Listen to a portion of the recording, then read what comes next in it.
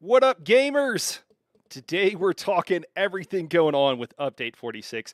I am literally dripping sweating right now because I've been in the kitchen cooking up some builds. I totally stole that line from Daedric. But he's here. Daedric, man. Well, first of all, hello. Welcome. Glad to have you here, man. Hi. I wanted to ask you, man. I have my own thoughts, and I'm about to talk about them a lot. But I want to get what are you feeling? What are you thinking right now coming in to update 46? How you feeling? What's going on? Um, I'm cautiously optimistic. Like, subclassing is really cool. It's opening up a lot of options for the game. For Yeah. supports, you got all sorts of new stuff you can work with DPS. There's all sorts of weird builds you can try out now. Damage is going up a lot, which means new strats, which is always a fun thing. Right. All that stuff's cool. Some of the patch notes aren't great. Not a fan of them, but I think we'll adjust. What in particular? What are you not a fan of? Um, Yeah, pillagers and pearls getting there. For no Very, reason. very great changes. Yep. Mm-hmm. Oh my gosh. Oh man. Oh my god. I feel much the same way. What's going on, Vatcher? It's good to see you, man. Glad to see also you're over there working for Super Earth, man. It's good to see that. Well, cool. Well, I literally am going to be sweating this entire stream, guys, but it's okay.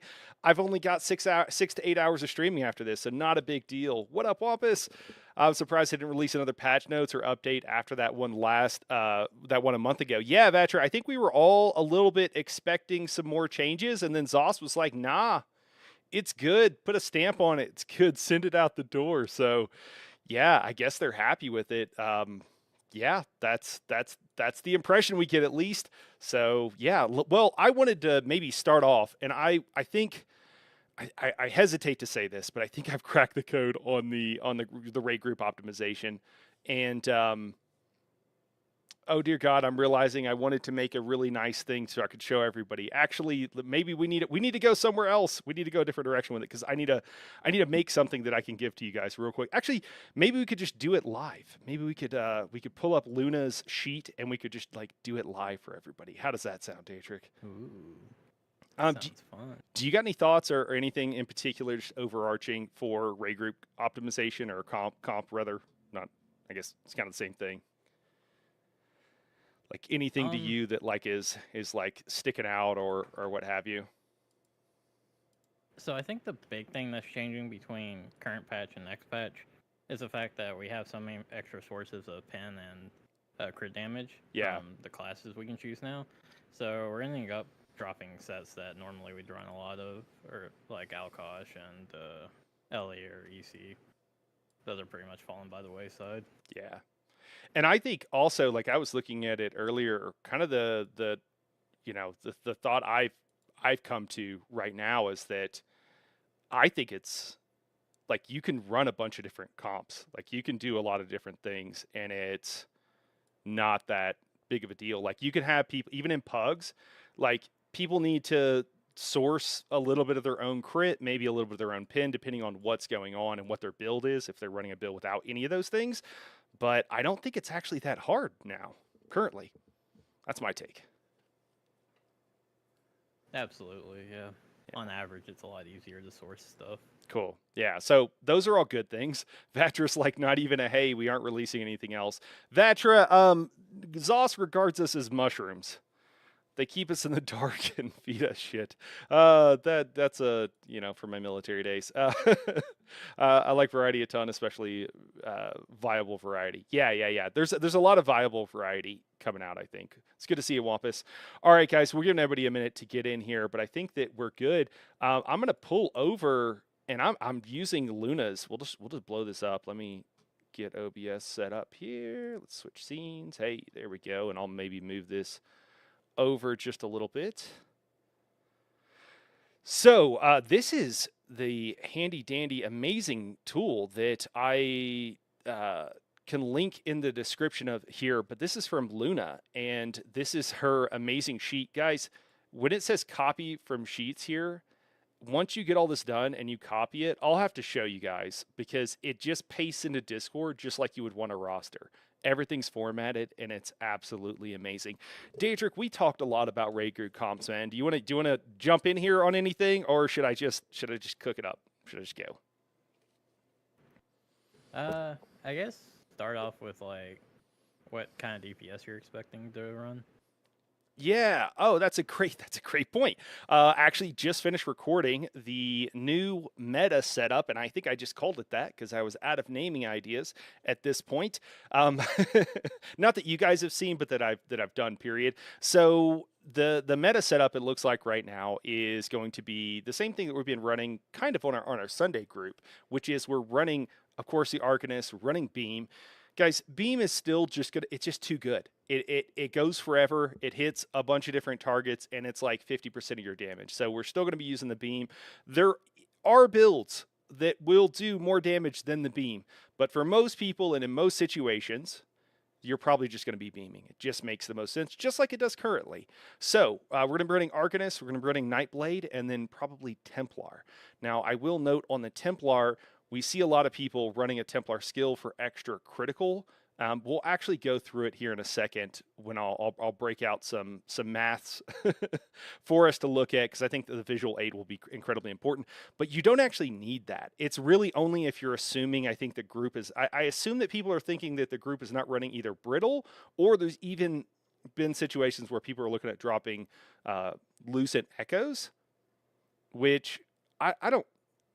Do you feel? I don't feel that that's necessarily. I don't think you need to. I wouldn't drop lucent echoes in most situations, unless you're doing something hyper specific. Daedric, do you have any thoughts on that?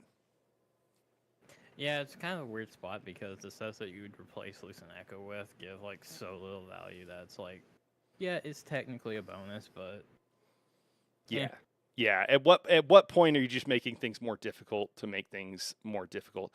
Yeah. So I will say down here on all of our support, I think this is like it says for trash. We're just going to use we could use boss one or something to make ourselves feel better. So we have all of our support, and yeah, everybody's going to be running Arcanist. I think everybody's going to be running. Oh, is it? Now I'm going to forget which skill line is it. Is it Soldiers the tanking one? So it's Herald is the DP. Herald. Yeah, okay. Where's Herald? I don't see it. It's right above Soldier. Oh, it's taking it from the it's taking it from the first. Well, we'll just build everything on the trash, because obviously you can't change out what you're spec'd as mid trial. So I think it was like looking for it from here to pull it into the boss specs. But yeah, Herald. Sorry, I should know that. Oh my God, I can't type. Herald of the Tome. We're going with Assassination from the Nightblade skill line. I should also note, guys, I'm sorry I can't see chat right now. Daedric, are you able to see chat, man? Would you let us know if there's any questions or anything? Yeah, I'll let you know. All right, cool. So Herald of the Tomb, Assassination, and then it looks like we're going with Adric Spear. There we go. Cool. So that's going to be for our DPS. I will say, guys, the rotation is very easy. It's as easy as it is now. And that was not always the case. So we did land in a spot where it's like really easy. And all the DPS, except for your buff support DPS, which is who I accidentally filled out here, is going to be running the same thing. So I'll fix that. Daedric, what are we going to be running for our support DPS, man? What is going on there? So what is traditionally the Zen Kosh, we're kind of looking at an interesting hybrid build now where you run DK, Crow, and Nightblade. Okay. And I was talking to you about this earlier, and I was like, wait, why this? Why not running like a non, et cetera build? It just, you got the extra 15% damage from dots, so why not run the Necro, the Gravelord skill line, right? Because you're forced to run dots for Zen anyways. Yeah. Do you know how good that build is hitting right now? I think I saw it hitting like low 150s. Oh, wow. Okay. Cool. So the damage is pretty good. Yeah. And then you see, I just imagine them wearing Zens and nothing else. Are you imagining them running anything else? No, it's just Zens and then whatever, like, parse set for whatever fight. Yeah. And I'm seeing a lot of Onsoles. I think Onsoles is honestly kind of the way to go now, for most people in most groups. Do you got any disagreement there? No, it's just a pretty solid set all around. Yeah. I'm sorry. What are we running on our? Oh no, it's a healer. Okay, cool. So Arcanist. Then we got the Dragonite base, and what are we running for? Well, I'll throw out some ideas. Do you have strong feelings on any of these setups for our off tank, our healers, and what have you?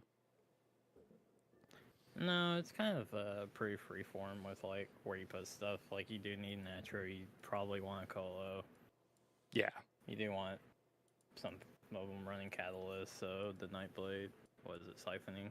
Yeah. Yeah, siphoning will all be chugging potions. So I would say that for the supports, it literally doesn't matter what their main class is, with the caveat that, hey, if you want to lean into really strongly into some of your abilities with an Arcanist or be able to generate Crux, it might be nice, but it's absolutely not required at all. And I'm actually doing this under sets. So for our main tank here, I think we're running Earth and Heart.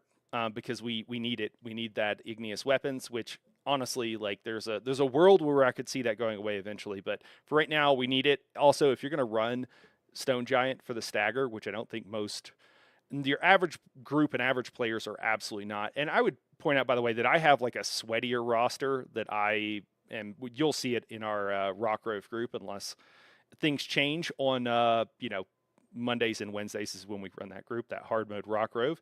But you really just need Earth and Heart, and then you can really do whatever you want for the rest of these skill lines. Now, on the sweatier roster, this does get a little bit more locked down, where you're having, but even then, actually, it's like not that bad. You're probably running Soldier of the Apocrypha, Earth and Heart, and then Gravelord, and the Gravelord is just for the Colo.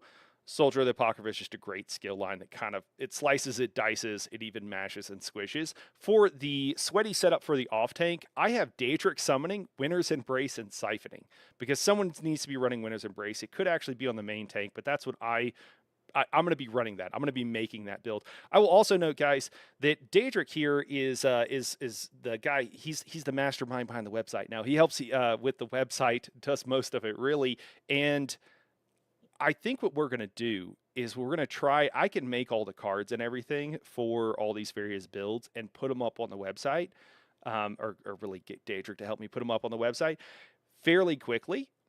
And the build videos take longer. So I think what we're going to try to do is just get all of these cards, as many as we can, up on the website so you guys can at least go look. And then we'll do the video explaining everything as soon as I can. And I think we'll have several. We're going to have one out tomorrow. We'll have one out Sunday. And we'll have, one out Monday at least. So probably multiple of these kind of going through everything for you guys. We just wanted to wait till a little bit closer to things actually going live, so we weren't doing a bunch of work that was just going to like go away. So for the off tank here, if you're not in if you're like, a PUG group or whatever, or even your average veteran trials group, you really just need Gravelord, I think, on the off tank, and then it's really anything. I think one of these people needs Winter's Embrace. It could go on a healer, but I think it should go on a tank. So we'll put it on the off tank, but it could just as well be on the main tank here. And it works pretty easy. I'll also note that Winter's Embrace offers you easy source of AoE minor brittle. So again, I think that normally Elisus is what you should be using, and it's pretty easy to keep it up on, a couple of tanks using Elisus, maybe even a healer if you really need it. You can have minor brittle up 100% of the time, guys. I didn't believe it at first, but 2 tanks running Elisus will pretty much keep up 100% brittle up time, as long as they can keep it on your main target. If you run Winter's Embrace, then you're just using Arctic Blast, and it does an incredible job of keeping up AoE minor brittle. You do need to be double ice staff tanking, so that might not work for everybody, but for most groups, I think you can get there fairly easy. The rest of this is all flex for the healers. Now, you're going to want somebody running Green Balance. I mean, it's such a good skill line. You could have both healers running it, but you want somebody running it, and I think you want Gravelord for the other one. Why? We got 2 Colos now. That's the idea here. We got 2 Colos. We got 1 healer in Green Balance for the minor toughness, which gives us an extra 10% to our health, so kind of crazy. And that's really it. The rest of this can actually be completely... it's completely flexible here. If we're talking about sets, I would do Roaring Opportunist. I'd do a Rojo for this 1 healer. And what are you liking as far as supports right now, Daedric? Do you have any like thoughts? I mean, I'm looking at this stuff, so it's a little bit easier for me. But you know, do you have any thoughts off the top of your head? I don't know if you're looking at anything yourself. I mean, it depends. Like, if you're doing a Rojo healer, then I guess the other healer would be. It's hard because Pillager is now like most groups probably don't even want to run it. Like, the benefits of minor. It's Yeah, kind of like in the same boat as Crypt Cannon now, where it's like if you're running Crypt, then you probably run Pillagers as well. But if you're not even bothering with Crypt, you probably don't want to bother with Pillager. In which yeah. case, then you can do stuff like put MK or PA on healers instead. Yeah. Yeah, I'm basically of the mind that either you're running Powerful Assault, you're running Spell Power Cure, Powerful Assault, or like you just said, I'm just repeating what Daedric said. I'm just repeating it in a way as I'm pointing at things. I like Powerful Assault on your healer. They're already double casting Vigor to begin with, so keeping this proc is not a big deal. And then, like you said, running MK is the other option. I think for a more generic group, what I would recommend, and I'm gonna copy this and I'm gonna post it in chat here in a second, guys, once we're done, so that you guys can have this, and then we're gonna move on and talk about all the other stuff. I know we're starting with Ray group optimization. It might not be the best place to start, but I do want to talk about just as an FYI for anybody still watching, or like, I don't know if I want to watch the rest of this. I want to talk about what you're gonna need to do to prepare individually for the next patch, because I think that's important. And then I want to talk about the changes to various sets and some of that kind of stuff. And hopefully we'll get everything. I will also say, if you have any thoughts, you have any ideas on stuff that like, hey, people should know about this, drop it in chat for me, just because I am sure I will forget things. Like I said, I've been running around like a lunatic all day, and I started to make a list, and I just haven't had time to absolutely complete it. So, you know, throw it in chat, and we can talk about it. So I'm liking Pearlescent Ward. Uh, Oh, we got Someone asked, where's the Atro at? where the Atro at? Oh, in this situation. Yeah, So in this one, there's no Atro, no Atro in this one. I have a really. sweatier. Yeah, yeah. I mean, you know, I guess we do need it, huh? We do need it somewhere in You group. probably want at least one. Yeah. I so I don't know. I don't know. Um, in this setup, we double horning, and then we got double colos, and I know it would be nice to have it, but does the average group, the average like pug group have this is not an organized group. Like in an organized, this is what you're hoping to get out of most people in a pug. I mean, I don't know. I don't know if we're gonna have it. Someone tell me I'm wrong. Daedric, take the other Okay, I side. think there was a bit of misunderstanding because DPS out. I think that the original question was Colo or Atro because you were running the two Colos, and they later clarified that every DPS would have Colo. That's off the old patch. Ever since they nerfed the Grave Lord sacrifice to not work with Beam, Yeah. DPS are no longer running the Necro line, so you do need someone to run Crow. You can have your Zen player do it because they'd be running Crow, Yeah. And then I guess if you did but that, then you could swap out, and one of these people could run an Atro. Your off tank could run an Atro. Like I could get behind that. That would make a lot of sense. yeah. You know what? I think we should do that.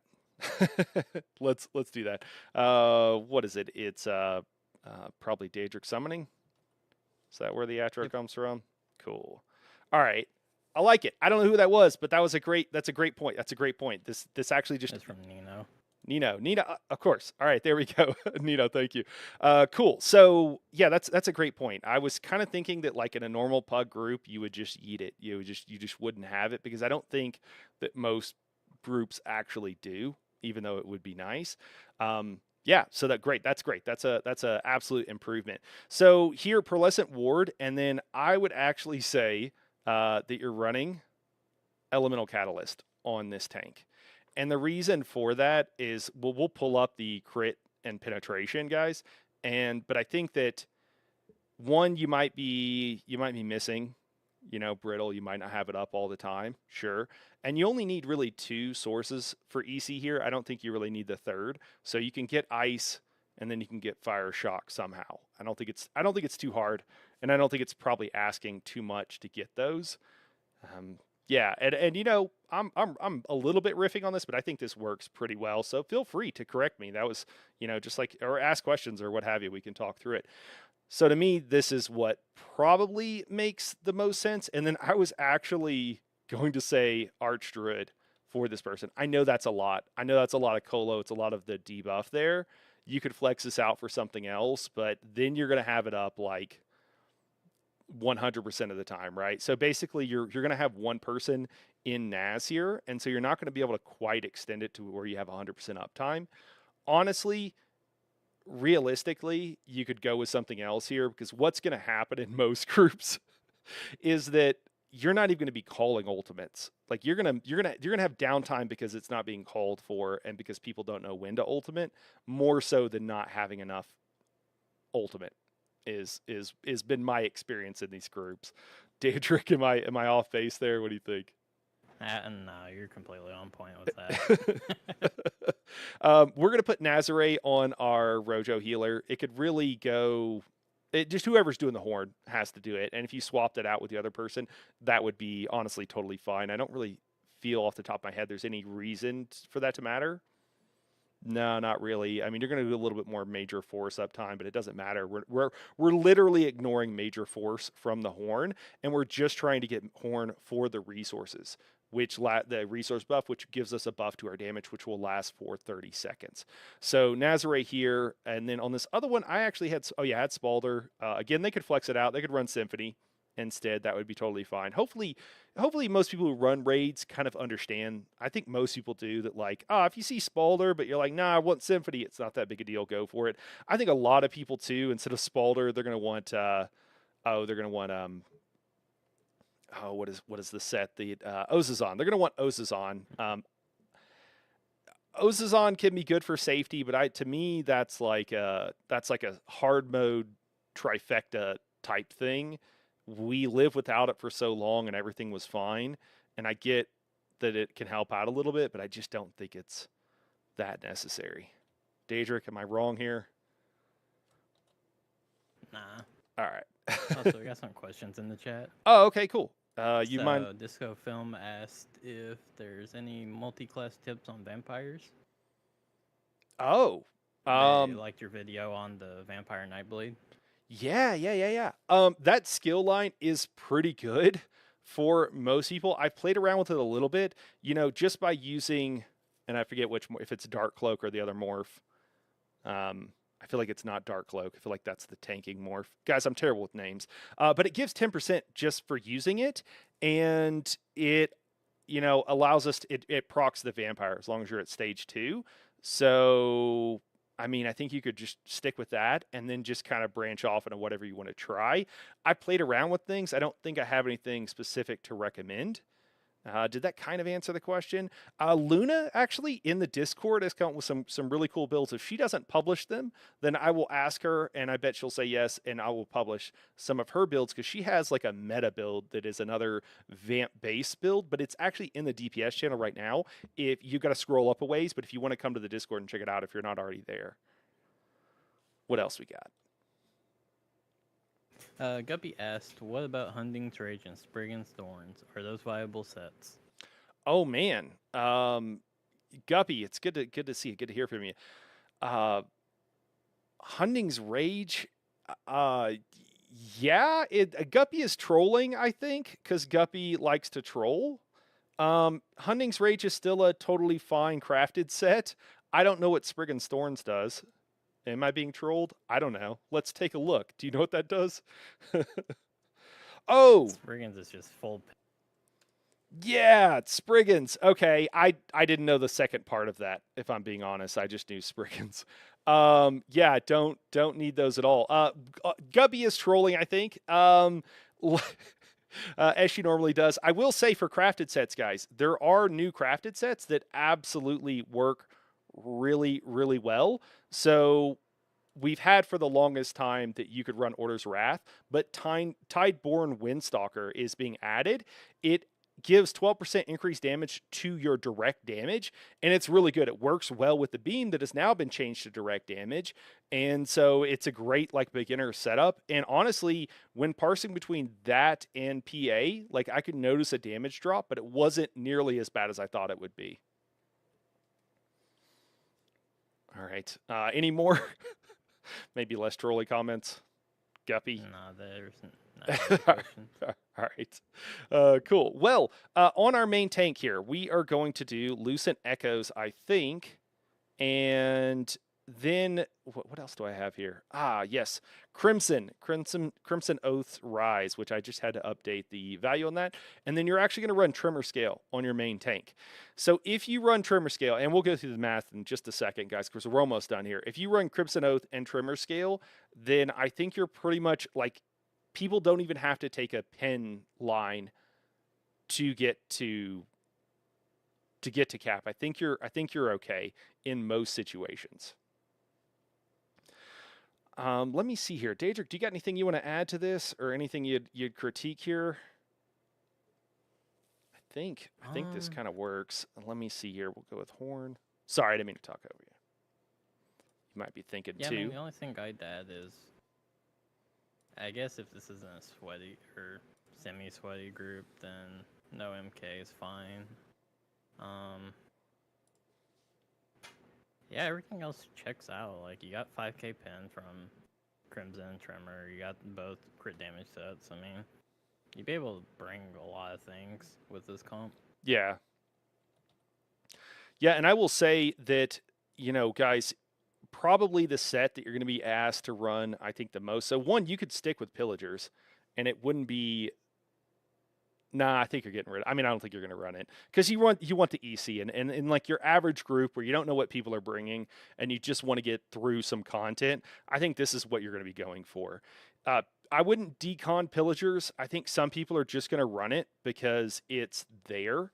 And it's like, well, we already have it, and like, what else are you going to put there? Because otherwise, you got to rethink a lot of things, and that's a lot of work. And some person might want to do one thing, and some person might want to do another, and that gets really frustrating for people. So I think a lot of times groups will just try to keep things a little bit more simple, and so that's what you'll see. But I think this is. I'm like trying to double check here. I think this is it. I think this is what I'm recommending. Oh yeah, what are our skill lines for our support DPS? I got it all messed up. We have Grave Lord. Are we still doing Assassination? It should be Ardent Flame instead of Herald. Cool. There we go. All right, I think that is right. Let's. Oh, we broke it. Oh, you know what? I think the problem is I didn't. Go ahead. Oh, I didn't have anything to add. Oh, sorry. I think the problem is that it's these base classes. I think it doesn't know quite what to do without being like given a base class, maybe? No, that's not it. Oh no, I broke it. Well, we'll see if we can copy and paste this into Discord, and I'll jump back over to my other screen here. But I think that even if this doesn't work out now, guys, I will link this in the video in the bottom of the video here. What's up, crew? What's going on? Cake Man, good to see you. Is Pillagers actually getting changed? Cake Man, yeah, it actually was changed. Just to be clear, yeah, it was nerfed as well. So it gives a fraction of the value it used to give, and then also it's harder to use. So yeah, there's a lot going on. Let me see, what do we got? I don't think I'm going to stop tasting dust anytime soon. 150 on support DPS is crazy. Well, Cake Man, just know that like the rest of us will be much further down than that. Like the highest on the parse on the meta setups, I think is like 166 Daedric. Is that what you've seen? Yeah. Yeah. Nino says stagger is OP. Yeah, it's good. It's good, but it's just it's not worth it if your tank's dying. Nino is the only problem. Yeah, that's the only thing. Hamura, good to see you. Disco Film Nightheart, thank you so much for your Disney build. It's great. I'm taking notes on Monday. You're a legend. Hey, I appreciate it. I'm glad that people like the Disney Princess build. YouTube told me on that video, it was like people who normally watch your channel are clicking on this video less, and I was like, yeah, that probably checks out. Probably not looking for a fun like RP build. Coming to Night Horror Gaming for the most part. I do some, but it's not the core thing I do. Nino says GLS buff class skills, so it still works with the beam. No, or is it just trash now? Daedric, do you know off the top of your head? I think I clarified in there, but yeah, it Oh. only works with Necro class skills now. Okay, cool. Disco Sim, if you have any multi-class. Okay, cool. All right, you covered that for us. Thanks, man. Oh, I see. You. Thank you there. Appreciate it. All right, cool. We'll skip some of those. I know we're missing some of these. Huntings and Spriggans was my go-to for a long time. Guppy says. Guppy, there are better sets than that, right? There are a lot better sets than that. Is Tremor even worth if you have other sets and skills that can do the penetration? Guppy, no, it's not. No, it's not. So what I'm showing you is a PUG set. What I would recommend is like a PUG setup. This is not what I would actually like. I'm not running this in my optimized groups. That was the problem. There was a missing line here. That was it. Okay, cool. So we can copy this. Excellent. And we can post it into Discord. Give me just a second, guys. I'm going to actually pop over to Discord. I am going to make a new channel, and I'm just going to show you guys. I just want to like pop this up. I just want to show you what it looks like in... Sorry, it's storming outside, and things are blowing into my microphone. One moment.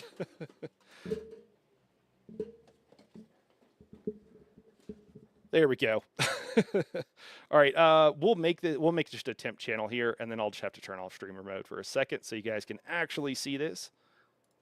Someone's gonna like troll me and like send something crazy through a DM now, is what I think is gonna happen. Cool. let's bring this over for you guys. So this is how it pops up on Discord for you guys, just like this. So these are all flex spots. If you put something in there, it would type it in, and then if you hit enter, that's what it's going to look like. So pretty cool, pretty awesome. If you put the names, that's what these it'll like have everybody's names there for you. So Luna's tool here completely, like if you just fill it out, I don't know, it's pretty epic. Personally, I think it's pretty cool the way it works. So I just want to show that to you guys. I will put that in the comments here, and I'll also link it in the description of this video though, so you guys have it. Daedric, anything else, or anybody else have anything on group optimization? Too much rain in Colorado. U.S. Air Force grad didn't even do a flyover because of all the clouds and rain. Oh, that sucks. If you're a pug tank, then Blood Spawn is for sure the move. Oh my God, Nino's right. Nino's right. That's probably what we're gonna see. Oh my gosh. Guys, Bloodspawn sucks. And I don't mean that it's not, I don't mean that I'm too good for it. And I don't mean that you're too good for it. I mean that it literally sucks as a set. It doesn't help that much. And Bloodspawn the helmet. Oh, that'd be fine. Bloodspawn the helmet. I'm sorry. I'm thinking of leeching. Oh my God. I'm sorry. I was thinking of leeching. People are like all about leeching, and I'm like, leeching just absolutely sucks. And people thinks it. I'm sorry. You guys get how I got those confused, right? Daedric, right? Totally. Come on, I'm bad with names. Oh my God, I'm sorry. Okay, so I thought we were talking about two different things.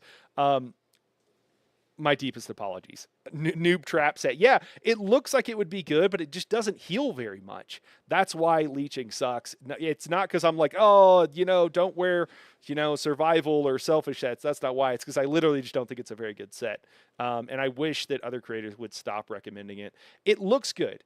We've all been there. Guys, there's so many sets that I'm like, I still have fond memories of them. Ward Maiden on my Nightblade, man. I was like, this is the set. This is going to work really good. Does Baraha's Curse outperform it? It might. Baraha's Curse I used back in the day, so I'm going to go with yes. It probably does. It probably is pretty legit. And Leeching was out at the time.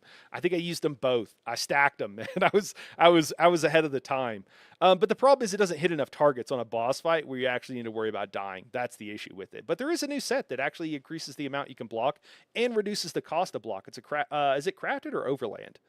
Daedric, do you know? I don't even remember what the set's called, but there is a new set. That should be one of the things here that we mentioned for newer players. What, Tideborn? Not. Or... No, Tideborn's a DPS, but there's another one that was a tank set that increases the amount you can block by 10%. I think reduces the cost by 10%. Basically, I it's don't like remember. yeah, but it's a unique buff. Let me see here. Let me go back to what Nino was actually saying, though.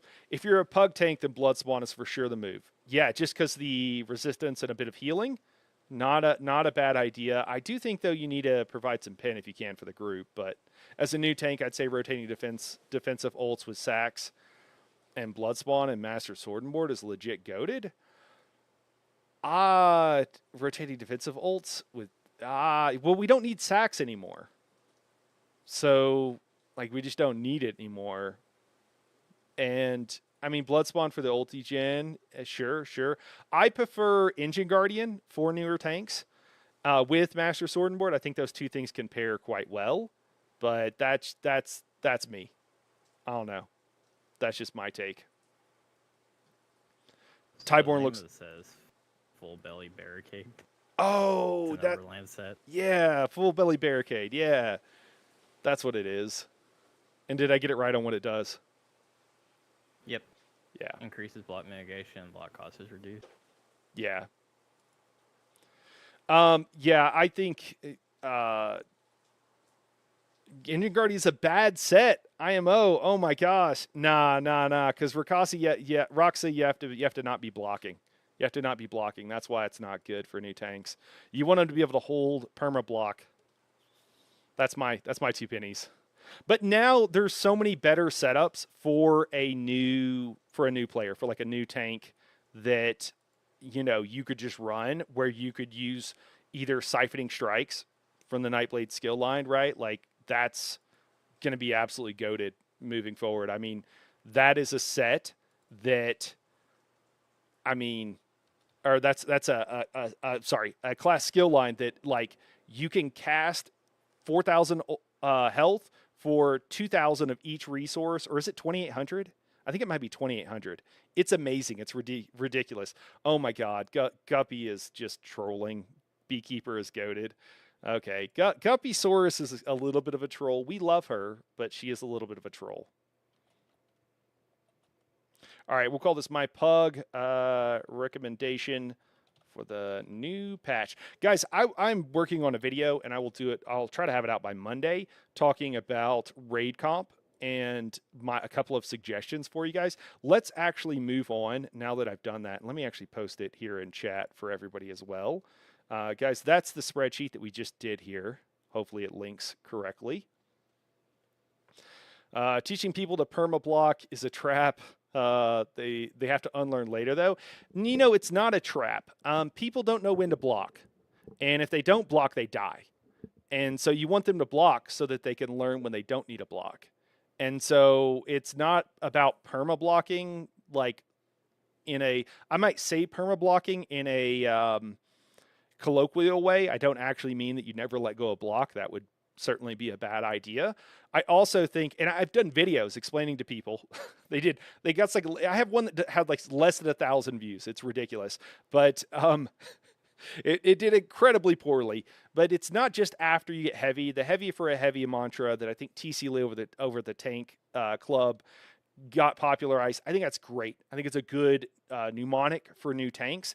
The truth of the matter is, if you pay attention to what the boss is doing, you'll see that they do mechanics. And once you learn the fight, you see that there's like 2 or 3 times as many opportunities to heavy attack or to get back resources and to let go of block, if nothing else, as there are heavy attacks, because they pause whenever they do mechanics.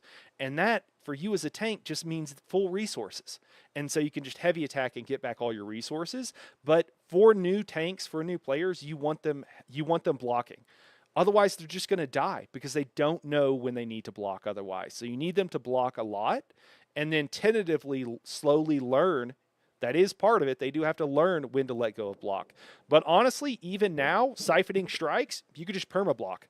And every single tank in the game can do that now. So maybe it doesn't even matter, just a different point of view, I could be wrong. Chicken, what's going on, man? It's good to see you. I wanted to necro base, DK, assassin, just a support guy. All right, nice. Necro, yeah, DK Assassin. I mean, that works, man. Just do the Zens build. Is that what you're thinking? Cake Man says, or just blame healers for no orbs. Big brain move. Yeah, there you go. Just yell at the healers. Panic, yell at the healers, because instead of reducing the cost of your skills, you went full into I'll always have a synergy whenever I need it. Yeah, which is so not the case. So not the case. All right, cool. Let me pop up here. Let's talk about our crit and our pin. Don't worry, I'll blow this up, guys. All right, maybe we start, since I pulled it up, we'll start with penetration. How about that? We'll even reduce this. There we go. All right, Dietrich, we were taking a look at this earlier. You got any thoughts off the top of your head on pin? Um, I just keep kicking it to you, man. I'm kicking it to you with like no lead in hardly. I'm just like, Daedric, talk to me about pin, man. Come on, say something intelligent here. so I mean, like you showed before, Crimson plus Tremor is like the equivalent of Alkosh, and yeah, if you run that with the rest of the other stuff, then you basically need no pin, just like one piece of light armor. Yeah. Which is what this is showing. Yeah, so we'll just start at the top here. Major breach, guys, and minor breach. Listen, I see people running around with a shield throw, okay? I see this often. People running around with a shield throw, and then I also see groups, the same group, without minor brittle. If you're running around with a shield throw, where are you getting your major and minor breach? Inquiring minds would like to know. And I think the answer to that is a lot of them don't have it, okay? That's crazy. You need major and minor breach. You absolutely have to have it. Pierce armor will do both for you. There's no reason you don't need the shield throw. Sure, it's cool. I get it. You want to feel like Captain America. I'm not saying don't use it, but if you're going to use it, with great power comes great responsibility, okay? You need to make sure that you're still providing major and minor breach for your group. You actually absolutely have to have it. The third thing you need, infuse crusher enchant, okay? Back bar, two-handed weapon, infuse crusher enchant. I don't care if you're using a friggin' bow. You need a two-handed infuse crusher enchant on your back bar, and you need it on the boss, okay? Your group is counting on you, okay? They're counting on you. You're the chosen one. Crimson Oath, adding that in, adding it in with Tremor Scale. We'll play around with this because even on my optimized build, I do run Crimson. I don't run Tremor Scale on the main tank, all right? So it would be a little bit different here. We're running one piece of light here. Piercing CP is a passive. It's not slottable, so you just add that in once you have the CP for it. And then when we look down, we see we have enough pen. We're good. We're golden. And that is assuming that the players are not bringing their own source of pen other than the piercing CP and one piece of light armor. Now, if you look up there, you see Tremor Scale is like just under 2,400 resistances. If you look at Herald of the Tome, which most people are running, if you run two skills from Herald of the Tome, you get a little over 2,400 penetration. So if you are all running that meta setup, guys, you can completely drop Tremor Scale from your group and you're totally good. Okay. And that's it. The other thing I'll notice is that if you are running Onsoles has a line of pin. And so that could also help you get there, but I wouldn't necessarily like count on it. Okay. Guys, I don't know why, but somehow Discord and OBS are talking, and now there's like Discord overlays on my OBS, and it's the dumbest feature that I didn't ask for in an eternity because now I can't hardly see chat for the fact that I can see Daedric and mine like name talking. What am I missing here, Daedric? I see you talking. I don't think you're missing. Sorry, I was responding. Oh, you're good. I was just asking what you were saying in chat here. Let me catch up here. So Robert says, I'm skipping ahead, but on support DPS 1, why use assassination? Herald of the Tomb would offer Ardent and Gravelord status effects a ton. So I'm trying to understand what you're suggesting specifically. Assassination gives you a bunch of crit. And crit is good. And it also gives you extra critical damage And you don't have to do anything. And it also has a skill that you could put on your back bar that gives you a bunch of weapon and spell damage. And again, you don't have to do anything. So that's why it gives you just a ton of crit, gives you extra weapon and spell damage, and it gives you more than you get from any other skill line. The reason that we dropped Gravelord is because Gravelord no longer buffs our beam, and a beam is like 50% of your damage. And so to be missing that buff to the beam makes it where it's not worth running anymore because it was changed, the beam was changed to direct damage. Yeah.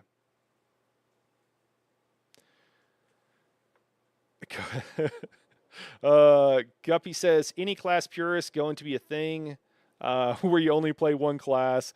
Nino said, yes, the forums are full of them. Copiomatics. Oh my god. All right, Daedric answered here. Yeah, Assassination gives a crazy amount of passive buffs, 6.6% crit, chance while flanking, 2.5 chance per ability slotted. Relentless Focus gives 400 weapon and spell damage at max stacks. There you go. All right, Daedric covered it for us. Kashel, it's good to see you. How's it going? Yeah, it's all those reasons. But Ardent and Gravelord kind of focus on dots, don't they? And the passive on Hots gives, I think you mean dots, gives 15%. Robert, it's just that we've ran the numbers, man. We've done the parses, and it's just not better. Like, that's all there is to it, man. I don't know if there's anything deeper than that. The way it all works out, like we could talk about the individual buffs coming from each one, but it just doesn't work out that way. Nino says direct damage change to the beam is the most ZOS change ever. Completely misses the point and doesn't solve the problem. In the slightest way, out of touch as always. We love to see it. Oh man. Nino, I can't really argue. Nino, to your comment earlier about teaching tanks and stuff like that, I am all about teaching tanks. I mean, that's what I do. I just think it's a totally reasonable thing to get them to hold block and then figure out they're just trying to stay alive at first. I think holding block is just the way to go. Just the way to go there. All right, cool. So we kind of talked about penetration. I think hopefully this makes sense. You can drop Tremor Scale if you've got a couple of lines from your Herald of the Tome, or if you're running Gravelord. So your support DPS is going to be running that, and they're going to be just fine because they're going to get extra pins. So they're not going to have to run anything different. So you can kind of see why this is turning into the raid comp. Oh yeah, I should also note, you'll see a lot of people running Ardent Flame, or not Ardent Flame. They're running on your meta DPS setup, they're running Adric Spear, and they're putting a skill on your front bar. Again, I just want to make clear. Well, actually, I guess let's jump over to the crit. Let's take a look at the crit. So, for crit damage, we got 50% as our base. We got Minor Force, Velothi, any number of other locations. I'm saying that we should have Minor Brittle because I think we should. And Kashel, I'm doing great, man. Thanks for asking. And then Lucent Echoes makes a lot of sense. It's good survivability for your tank. I'm saying we have it in group. We're running, I have 7 armor. You're going to see that we don't need 7. I mean, you can already see right now it's 127%. So we could actually drop one of those and run one light just to make the point. And then we're probably not worried about Khajiit. We're ignoring Major Force. We're saying that, like, yeah, sure, we'll get it sometimes, but we're just completely ignoring it. Assassination passive gives 10%. We do have to have a skill slotted, I believe, for that one. Herald of the Tome also gives 12% whenever we generate or consume Crux, which we will always be doing up to once every 7 seconds, or it procs for 7 seconds, rather. And that's it. Puts us over. So if we drop one piece of light of medium for light, that drops us down to 125, which is the cap. Now, as I said earlier, I think some people are expecting that maybe you're not going to have brittle or something, or maybe they're running something other than Lucent Echoes, but like you're trying pretty hard if you're doing that. But I will say that, like, yeah, if you're missing one of the passives from Adric Spear, actually, I'm sorry, we have that. Oh, camera died. Hold on. Oh, there, we're back. I think there's just a loose connection there. I just want to say, I'm sorry. So Assassination, Herald of the Tomb, we're good. If people are running Adric Spear, then you could not have to worry about having Minor Brittle. If you're in a dungeon, if you're in a PUG, that's probably not a bad idea. I would also note that we're not even talking about slotting any CP, like Fighting Finesse or Backstabber. So there is a ton more, and I'm sorry, I think the values on those are incorrect. Backstabber is now 10%, and Fighting Finesse is 8%. I corrected that, but I think I took this screenshot before I corrected it. either way, there's a ton of ways that if you have people that aren't running these skill lines, these Herald of the Tome or Assassination, they can just grab a couple of CP and generally speaking be good. And that's really the point. And also there's like 4 skill lines. Warden, they get 5% crit per animal companion skill on their bar. So there's a ton of ways you can get to that critical. And so I don't think you need to do a whole lot for most groups. It might even be the situation if you don't have EC that you just tell everybody to slot Backstabber and you're good everywhere but Sunspire. Daedric, you got anything to add to that, man? I would say it's important to note that, especially if that support setup or support DPS setup where it's a Crow DK Nightblade, you're only going to have one crit damage passive, so you're going to have to supplement it some other way, like you said, slot Backstabber, or honestly, if you're going to run it all the time, you could just run Khajiit on that character. That'd be pretty goated. Yeah, that's crazy. Yeah, I was asked to run Khajiit on PTS, and I was like, "Burr." There might be some specific uses for different things, but yeah. Okay, cool. Well, to answer your question though, more specifically, there, Guppy, as far as like, are there going to be class purists? Hey, Nani, it's good to see you. The answer is no. Like you can do it, but it doesn't make sense. At most, 2 skill lines from the same class is the only thing you want to do. I don't think you need to do more than that. Daedric, any thoughts on that, man? It's just everybody has a skill line that is not good that you can grab. Everybody. So yeah, it's my 2 pennies. The only reason you'd want to take all 3 is if you're dropping loose in Echoes to run another set, which is like really marginal gains. You're not really doing that unless you're doing some pretty sweaty stuff. Yeah. Chicken is asking about Minor Breach. Context. Or maybe you're responding to somebody else. I'm not sure. Minor Breach you should have, though. I mean, you definitely want it in group and everything. Okay, a couple of other things. Azure Blight. Daedric, is Azure Blight dead? Practically. I mean, you can't run it on 1DD. That's probably going to be that support DPS. Yeah. Because Beam no longer ticks Azure up, which that's a massive nerf to it. Because that was like 3 times a second, right? As opposed to only 1.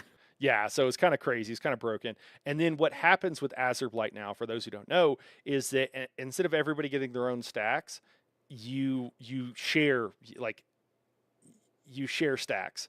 So you only need 1 person in it, and it's just it's a song. So if there's a place where you're running Azure Blight solo, or if you're the only one who, like, 1 person in the group, I feel like could still run it. I mean, that used to be the case with several sets back in the day, right? Which might even still be. They might just have gotten like outperformed now, where you would have like 1 person can run. There's a monster set currently that's like that, right? And I can't remember what it's called. The Lich Crystal set, I believe. Yeah. Kjolnir? Yeah. Kjolnir's, yeah.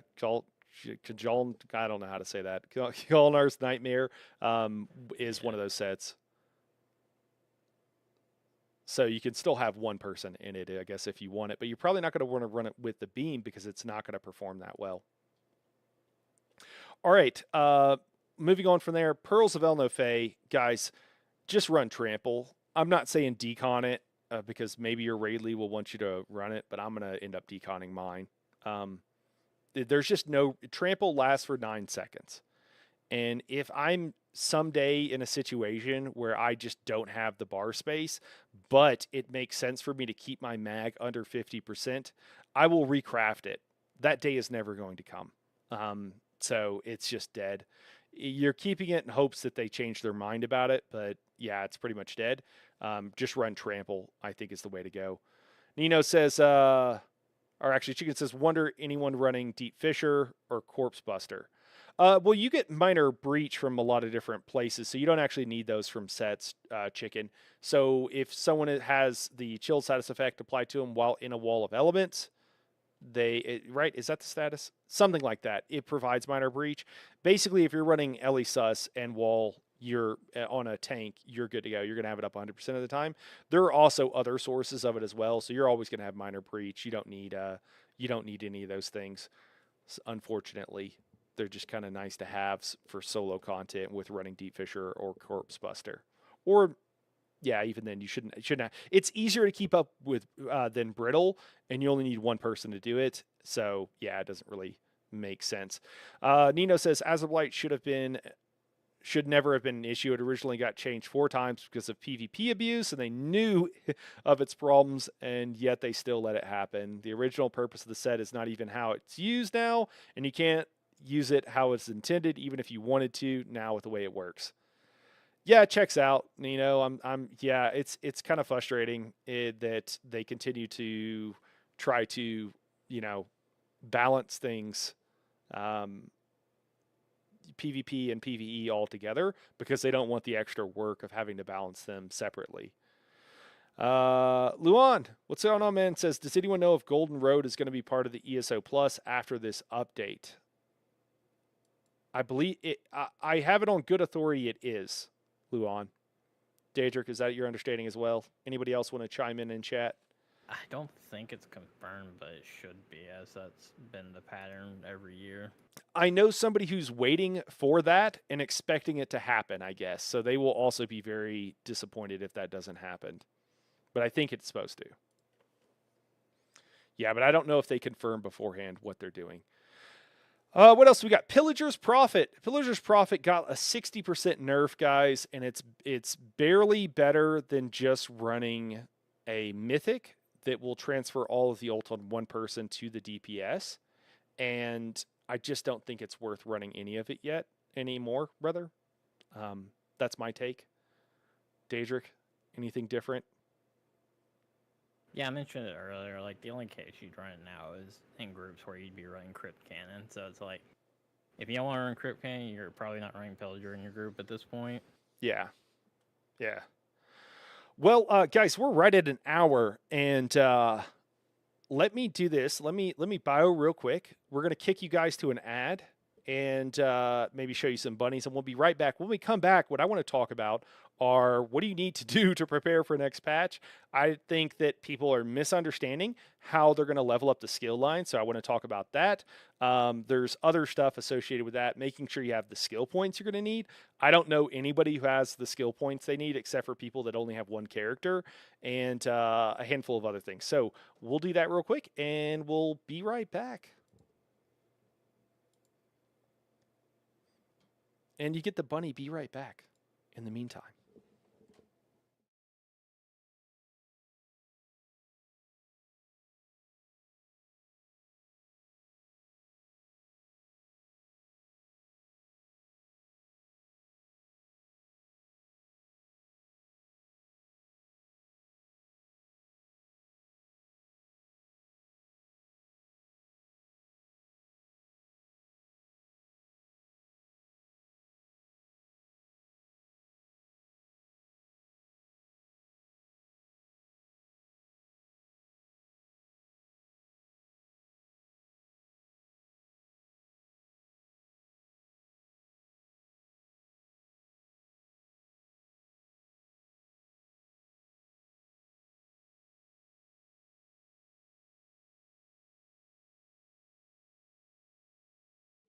All right. Just one moment. Guys, I'm home alone, so I need to have to take care of myself today. And that means that sometimes I have to get up for a second. When we're doing 6 or 8 hours of live streaming, it's just part of the process. I'm sure you guys understand. All right. Cake Man says no ads, go burr. 100%.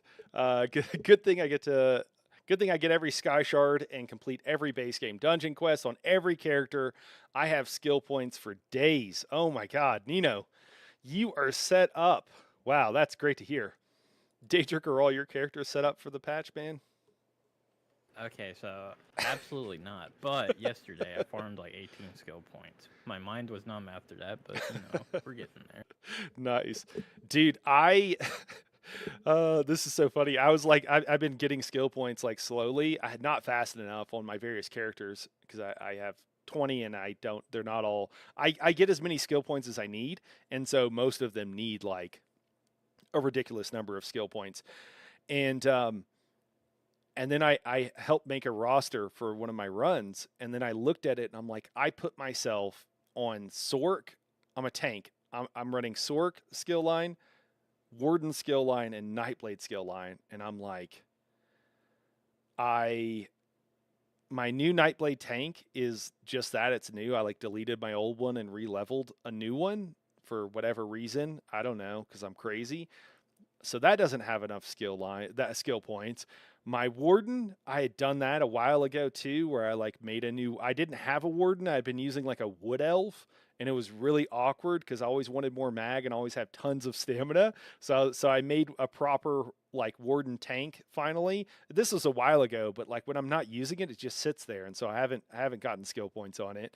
And then Sork is like my least played class, and I do have a Sork, but I do not have nearly the skill points I need. So I'm like, oh god, I need a ton, and that's for like I did that to myself. I made a roster where I have to have one of those three classes as a base, and I thought it was hilarious, as opposed to something where I've got I mean, I say that my main Nightblade, like I could tank on it. Actually, I might do that. I might just tank on a Dark Elf. Tanking hard modes on a Dark Elf. That's what might happen actually. Then I'll have plenty of skill points. But for those who don't know, guys, with the new setup, the way it's going to work is they're going to be the same skill lines, but when you multi-class into them, everything that would cost one skill point, okay, base skill, then the morph, all of your passives now cost 2, okay?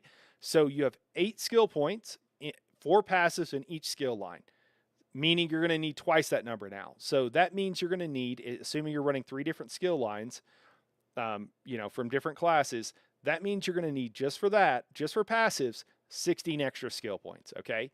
Now, if you're actually picking any of the classes, instead of it costing 2, to get the skill and then to morph it, it's going to cost 4. Okay. So everybody needs like 36 extra skill points on pretty much all of their characters that they want to multi-class on. Some builds do run 2 of one skill of a class skill line, but most of them do not. The other thing, and I personally recommend, and we can actually pop in there, but Ulrich's skill point tracker is excellent. And then I personally just do overlay in dungeons, do public dungeons. You run through, kill the group boss, and then you're out. I start with the old dungeons, except for I don't mess with Orsinium because that dungeon is a hassle and it's so long. And then some of the newer ones I also don't deal with because they're annoying, they're long, whatever. It's harder to solo on a character that is like in their underwear or something because they're actually like require you to have a basic build. So I don't want to walk in there with my tank and spend 20 minutes trying to kill it or something. So I don't do those, or only do them when I have someone with me. Give me a soft carry. And yeah, Daedric, where do you go get? I also do dungeons too, like random normal dungeons, or I'll queue for one because you can run through them in like 5 minutes. Where do you get your skill points from? It depends when I'm leveling. Neo mentioned it, but whenever you're doing your Sigic and leveling that, you can do your Mage's Guild and Sky Shorts at the same time, so I'll just run through a zone, do all of that. Yeah. But when I just need skill points, it's usually just look through all my dungeon quests, make sure all the easy ones are gone, and then just run through each of the zones, do everything, hit the public dungeon, get the extra skill point there, and just go up the list. Yeah. And then, that's a good point that Nino and you both do the same thing. That's really good. Also, I think another one is Kashel's pointing out, if you like PvP, guys, as you rank up, will unlock skill points for you. So that can be a way. In each zone, the quest line that's like the main one for that zone will give you skill points along the way, as will the main story quest line. So a lot of people will do those. Some of them give you more skill points than others. You can look it up and kind of see what it is. But usually the best, my advice, and this is all games, but it's even more true of ESO in particular, is to do the thing that you find enjoyable. And it's the same thing for leveling and for making gold. the best way to make gold, the best way to level, the best way to get skill points is doing the thing you enjoy, right? There are, if you like running around picking flowers, then you can run around, pick flowers, and grab sky shards. No big deal. Get all the sky shards in a zone. That's fun. If that's fun for you, absolutely that's what you should do. If you prefer, like I like just running in, kill the boss, get out. I'm just going for time efficiency. That's why I like public dungeons. If you got to do Sigic anyways. Sigic sends you all over the place. You can grab sky shards. You can, do all of that Mages Guild books all at the same time, et cetera, et cetera. So it just kind of depends on what you're doing. Yeah. Got some funny comments here. Costing 2 is kind of annoying, but I knew we wouldn't get multi-classing for free. Yeah, I mean, they have to have some way. So Zoss doesn't really understand how to make really fun and enjoyable and replayable content. And so they make things grindy to keep, because there's a lot of people that won't keep coming back if they don't have to. So they have to make it grindy, just because they're not able to make enough content that's enjoyable to do multiple times. Oh my God, Nani says I have over 100 extra skill points on each toon. Nani, that's absolutely crazy. Extra skill points is a pointless barrier to entry for new players. There's legit no reason to add that in, and I hope they remove it. Not gonna lie, Nino. That's the other thing. So what they often do, just so you guys know, I don't know if everybody wants to know this, but when a new content comes out, they make it very grindy. They did this with Sigic as well, and then once it's been out for a while, oftentimes they will like nerf how grindy it is, because what they were trying to do is get the people that came back, force them to stay back for longer, and then once they get through all that content, those people go away. So they're trying to force people to stay for a little bit longer, because the more hours people play, that correlates with the more money they'll spend in the crown store and the more money Zoss will make. That's how it works. Just FYI. Yeah, they never did nerf Sigic, but which is annoying, and I don't know why, but they have done this with other things, boss. Yeah, I also think that Sigic people have gotten down to a bit of a science, so it doesn't take as long.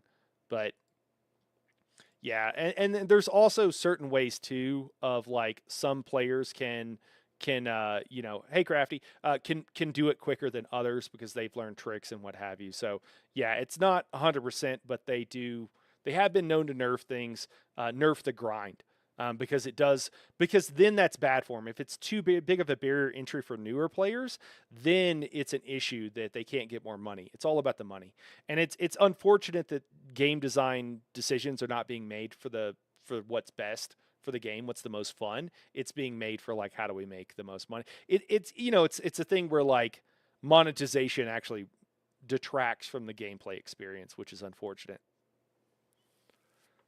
Yeah, the talking skull is kind of funny. Yeah, Sigic is one of the worst experiences I've ever had in gaming, Nino says. Wow, that's pretty bad. Yeah, and if you don't have a guide, or if you're not like looking at something, it's like horrible. Yeah. Expedition 33 was made for fun and not money, and that is going great for them. Yeah. Well, you have to know how to make a good game, though, to do that, Nino. So, yeah, it's... what do you mean? So the Sigic skill line, Vatra, is what we're talking about. Cool. Well, what else do we have here? Oh, the other thing is experience. Some people are under the impression that they are going to, like, since they have a class at max level, that they are not going to have to level up the skill lines. I'm here to tell you bad news, guys. To the best of my understanding, we are going to have to level up. Like, you'll have them unlocked, so you won't have to do the quest, but you will have to actually level up the skills themselves. So you'll have the skill line unlocked, but you'll actually have to level everything up. Daedric, is that also your understanding? Yep, after you broke the news like a week ago for me, I was very sad. Yeah, and I will say that Skinny Cheeks has said as much, and he is someone who's got early access to all this stuff and who can talk directly to the developers. Okay, I don't got it like that. They don't want to talk to me. I'm not cool. So you're going to have to level up these skill lines. The easiest way to do it, guys, is to go into Black Rose Prison with a friend on normal. Make sure you have training gear. Okay, craft gear in training, I've done this. I've got like meta sets in training, okay? Because I've collected all of them. But just any decent gear in training, and then you go through the first round, and then on the second round, as soon as the sword board guy pops up, you don't kill him. You kill everything else, and you die to him.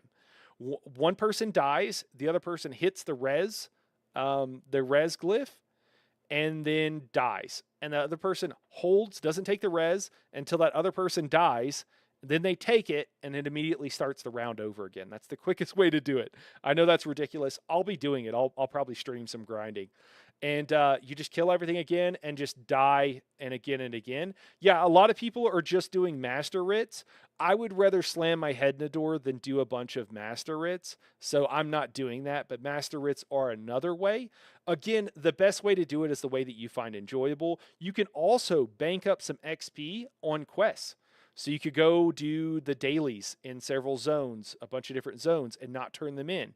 You could do that on multiple characters. You could just do your normal dailies for your characters. There's a lot of ways you can do it. The fastest way is going to be Black Rose Prison or Master Writs if you have a bunch and you know how to do that. It's not a big deal for you. Alchemy Writs are like some of the few that I would do, but I don't have anymore, and I don't want to go out and spend a fortune buying them. But that is another way, a great way. That it's just not one that I personally like. Daedric, how do you like to grind XP, man? BRP all the way. Yeah, all right. I think there's going to be some BRP parties. Yeah, one other thing to mention with the train gear setup, run Heartland's Conqueror so that you get the double training off of your front bar. Oh, so it's even more XP. Brilliant. Double it. Heartland Conqueror is a crafted set, and what it does is your front bar, whatever trait it is, it doubles the effect. So if it's training, it's double training. That's a big brain move there, Daedric. Cool. Well, guys, what else do we have? I think I'm quickly running out of thoughts here for preparation for the new. Get XP potions. They've probably already gone up in price if you don't have them. If you don't have scrolls, if you've been playing for a while, you probably have a ton in your bank. I've got like more 150s than I need, and I've got a ridiculous number of 150 XP scrolls. But grab them if you don't have them. Definitely pop that when you're going to grind out that XP.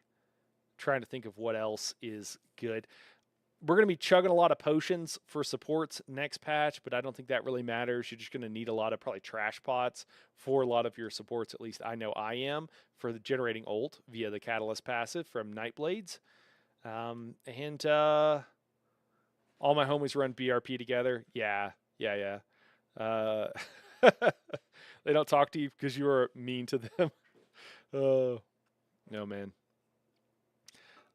Yeah, I think that's it. I think that pretty much covers. I'm trying to think. There's got to be some other things here though that aren't going to be covered for next patch. Does anybody have any questions about anything too? All my homies quit Sag. Oh no. Does anybody have a any questions or anything you want to talk more about? We could talk more about the raid group setup here. I mean, I think we kind of walked through it pretty well. But we could chat a little bit more about it if anybody had any questions about anything. I'll pop that up here. I'd rather just Minecraft until Dune. Oh my God. Guys, for those who don't know, Dune Awakening is coming out, I think, on Thursday. Is the early release date, which I got fortunate enough I'm going to be in that. I'm going to be playing the hell out of some Dune. Daedric, you playing some Dune, man? Oh, yeah. Dune Awakening looks absolutely amazing. They acknowledge the issues with melee combat, and there's just so much else about the game that looks really good. And they're planning to continually support this game. There's expansions they have planned. Oh man, Cashel says I took PTO, pay time off for Dune. Oh, dude, awesome. Yeah, keep the Jerboas away from Daedric 100%. Spasm, what's going on? Why does the top constant sources add up to 81% instead of 91%? Is that one of these, probably the crit calculator here? Uh, that's a great question. That is a great question. Oh my God, there's something wrong. Calculations are off. Okay, so that might be why we need that passive. I feel like an idiot. Spasm, thank you so much. Thanks for checking the math, man. I don't know what's going on here. Yeah. That must be what it is. All right, so I think we need to add that back in, Sag. Well, that'll work. What's up, Spazle? Okay, cool. What else? Let me see. Spasm, thank you for that.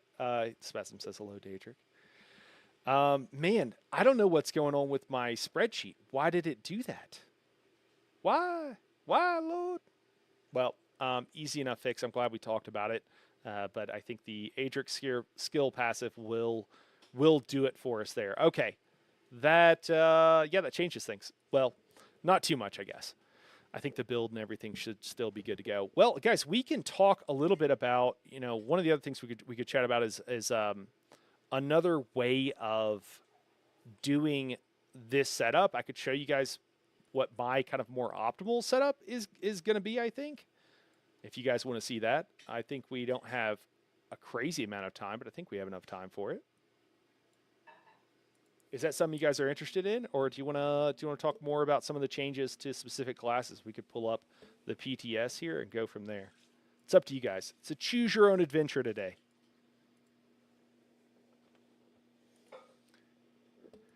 Daedric, what has got you most excited for Dune Awakening? What are your plans? Kill Jerboas like a monster? Yeah, I plan to as soon as I'm able to get a jetpack. I'm just going to jump up in the air, do like a 360, and hit that Jerboa. Oh God, oh man. Yes, Nani, we did go over kind of the basic. Nani, this right here, and I'll just this right here, and I actually linked it in the description of this in the description here of this video, of this live stream. So it's down below, so you can actually like pull this up yourself. So first off, I thought it was an issue, but none of the supports have a base class that is necessary. Literally all of them could be anything that fits the skill line. So I guess that's the one thing that we could like fix on this. I thought it was causing an issue, but it actually wasn't. It was something else. So I guess we could just do that real quick. It does matter for the supports. They need to be Arcanists. This base class on this one doesn't matter either for your support DD. We'll just go over it briefly, guys, and then we'll jump into everything else. So they are running Zens here on your support TD. You've got 7 parse DPSs running Herald of the Tome. They need to be Arcanist based so they can generate Crux with their banner. They're running Assassination for all of the juicy crit damage and critical damage as well. And then Adric Spear. And we're actually putting 1 skill passively on our front bar for the extra crit, which will get you. Oh, I'm sorry. I have the crit thing up here. Such a dork. So you get to crit on there. Have they released the final version of each skill line? Nino, they just haven't made any changes for 3 weeks, so we're expecting that what we have is what's going to go forward. We don't actually know for sure, though. Do you have any builds you're excited to play? Vatra asks. Vatra, I mean, I'm want to try out the new meta par setup. I think it's going to be fun just because big numbers go burr, and I'm excited to try out. I'll show you my like sweatier setup in a second. I'm actually excited for that for the supports. I think it'll be really fun. I think that's mostly what I'm excited about. Manny Mo says, can you explain how leveling the skill lines for subclassing works? If I have alts who have level 50 skill lines, how does it affect the subclass skill lines? Yeah, Manny actually just went over this, man. I'm happy to do it again for you. Yeah, so you're gonna have them unlocked. If you have if you have all classes at 50, then you're going to have them unlocked. That means you don't have to do an extra quest leg to unlock them on because apparently a lot of people only have 1 character. There's apparently a lot of people out there. So those people are going to have to do extra quest legs or something to unlock all of the skill lines. Once you've done that, or even if you've already had that done, you're still going to have to level up the individual skills. And that's going to take time. And the way leveling up skills work is the lower on a skill line they are, the more XP. So the top skill lines are really quick to level, and that it slows down when you morph them, but they're still relatively fast. And then the lower they are on the skill line, the more XP it takes. So you are going to have to level up each individual skill that you want to use. Vossball says, "Oh, I finally got around to looking at the new sets. When they first came out, the 5-piece didn't have values. Tideborn is so stacked for a craftable set. I love it. Yeah, it's great. It's a new setup, like a craftable set that actually can be used. I think it's great. It's not quite as good as everything else, but that it's right where it should be. Do you have crit pen calculator document? Setsura, I do. I don't have one that's public right now, but I will be linking it in the Discord as soon as I correct my error over here that something was not calculating correctly. But it also has like a lot of optimization stuff in there, but all of it's outdated, so I have to update everything. We'll have it, and it'll be in the Discord very soon, before Monday, and then we'll probably try to get it up on the website. Daedra, do you think we got a place we could put that kind of thing up on the website? Yeah, we can easily do that. All right, so we'll get it up on the website, Setsura. Give us, small team here, small group, so give us a little bit. So for support DD, you're going to be running Zen's Redress and then some meta trial set, right? Whatever you happen to be running, that's what you're going to run here. All you need to do is run Zen's Redress. These are the 3 skill lines, Nani. Again, I even made a test channel in the Discord, Nani, that you can see where I use the copy paste feature over here, and it's absolutely amazing to make this roster. And then again, you can pull this up. This is for a PUG. This is like, if you don't know who you're getting, this is what I think you'll probably be running. And I say that our Arch Druid up here should be Tremor Scale. I think I was playing with it or something, but that should be Tremor Scale. There we go. And then for our support, so for our tanks, Lucent Echo, Crimson Oaths, Rive, and Tremor Scale. Tremor Scale because you don't know what kind of pen they're running, and I think that makes the most sense. And you only need to be running Earth and Heart for the igneous weapons. And then, of course, if you're staggering, but I'm assuming in a group like this, unless you're maybe you have a really experienced tank and they want to stagger, but probably you're not going to have that for the off tank. And really, you just need somebody running Winter's Embrace, and I think it makes sense on one of the 2 tanks. It could be the other tank, that would be just fine, but you're having this because they're providing AoE Major Resolve for everybody, okay? So that's why they're running Winter's Embrace, and it can be nice because they can also AoE Minor Brittle if you need it. Skill line 3, Daedric Summoning. Daedric Summoning is for the Colo. We talked about it. Actually, someone suggested, there was like, hey, you're missing Colo, or not Colo, you're missing the Atronach, and we came up with a better way to do this. In this setup, the support DPS also is running. I should just put Colossus. In this setup, the support DD is enslaved to a Colossus. So we have 2 Colossuses, 1 Atro, and then a couple of Horns. And then, so they need those 2 skill lines. They're running Pearlescent Ward. They're running EC. They only need like 2 forms. This is, again, just to help make sure that everybody's getting to that crit damage cap. So that's why we're running EC here. Oh, I put it on this tank. That's the problem. Oh, man. I have discovered my mistake. Oh my gosh. All right. Yeah. And so this person could really, I think we're playing around with it a little bit, but I think, Spalder would be, one of the best things. Oh, that's monster set. Spalder here, Spalder of Ruin would probably be one of the things I would have run. And again, this will be different in our better setup that we'll look at in a second. We're still running Rojo, Nazare on the healer running Horn, other healer, Spellpower Cure, Powerful Assault. We're just getting rid of Pillager's Prophet, and then Spalder. If you want to run a different, like if you want to run Symphony here, you're welcome to. If you want to run Ozazon, you're welcome to. I think most groups don't run Spalder at all. That's fine. So you could run, you've got a couple of options for monster sets, but this is my generic setup that hopefully you would be able to run. Probably you're not running Spalder on both of these people. Probably not even running on one of them. But hey, it's wishful thinking, and it kind of doesn't matter that much. So again, Symphony or Ozazon is totally fine. All right. A more sweaty setup. we can take a look here. And I'm gonna pull up my notes over here on the other screen here, guys, and I won't be able to see chat. Let me see if I can pull up chat though, actually, so I can have it on both. I don't know if I'll be able to have combined chat because I'm literally just on a different computer here. Or maybe we can go combat speed. I'll try to get it. Maybe I'll just try to get it all on the page real quick, and then we can kind of go from there.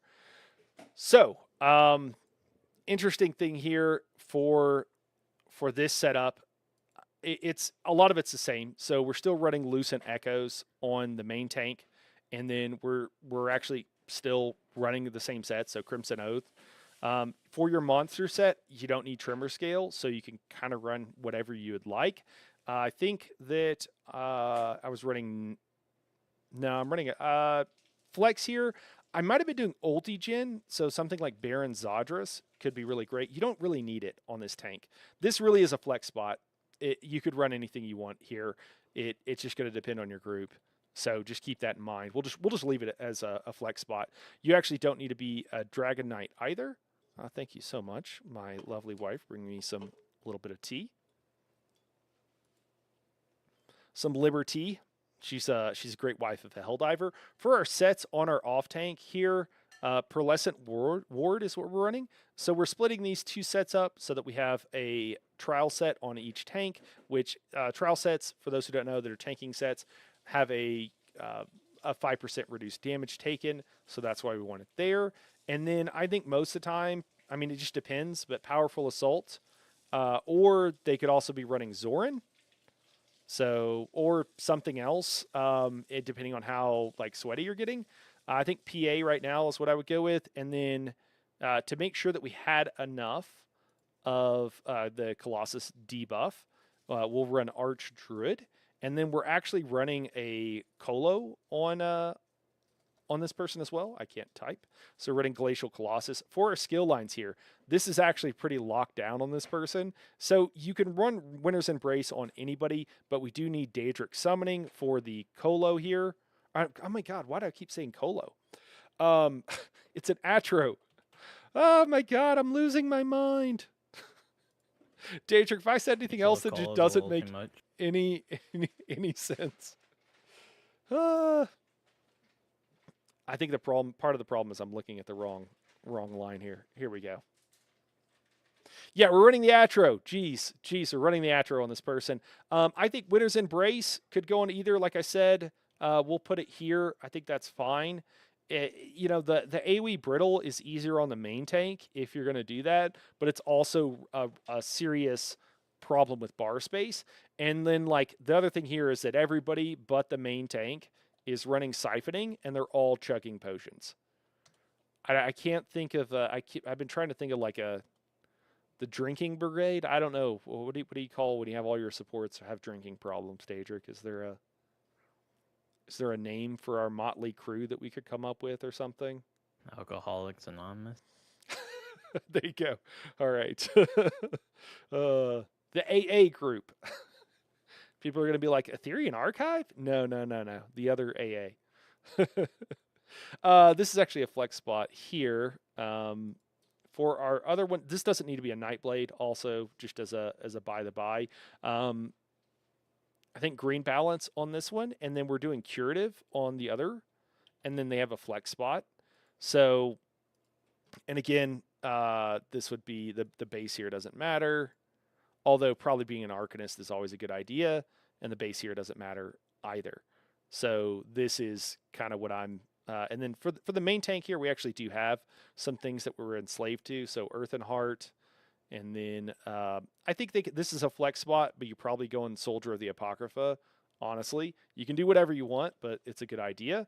And then Gravelord as well. So here's what we're doing. We're running Glacial Colossus here. Atro here. On our healer here, they're going to be running, I believe, Glyphic. Yeah, Glyphic of the Tides. I love Glyphic.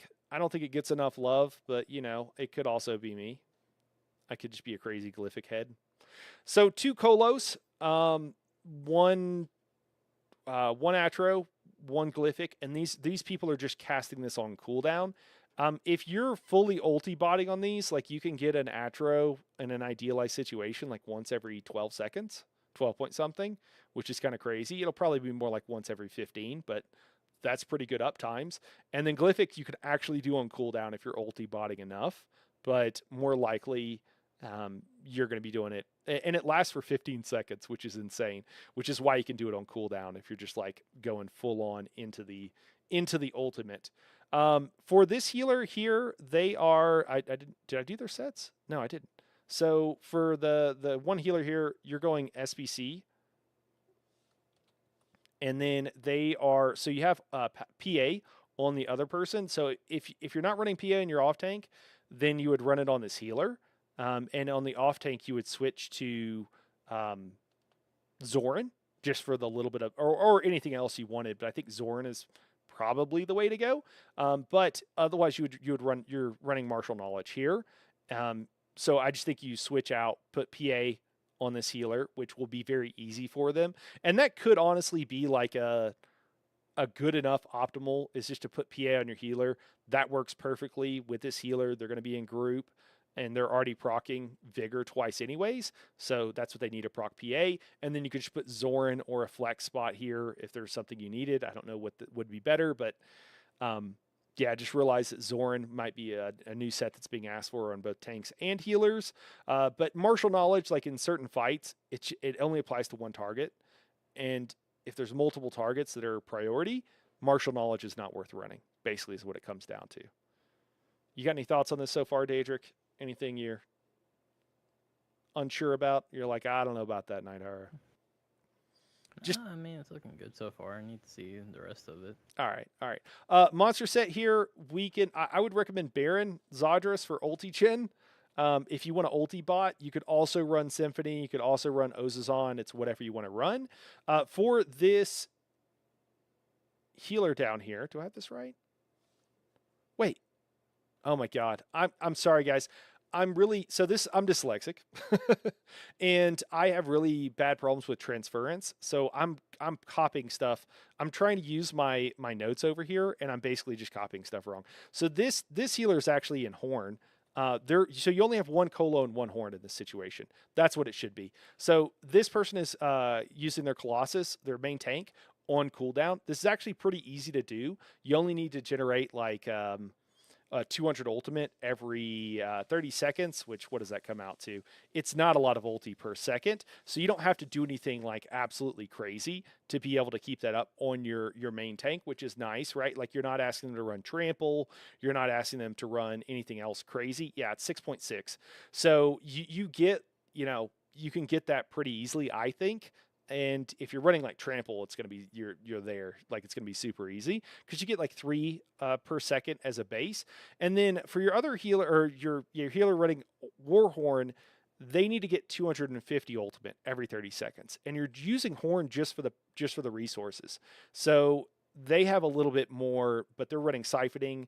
If you run trample as well, you should be pretty good to go to be able to Horn just about once every 30 seconds. It will vary a little bit, but most groups aren't able to. Again, it's the organization in the group that's a bigger issue than actually being able to like physically do stuff. And then Nazare with 250 ult will extend this Colossus the full duration.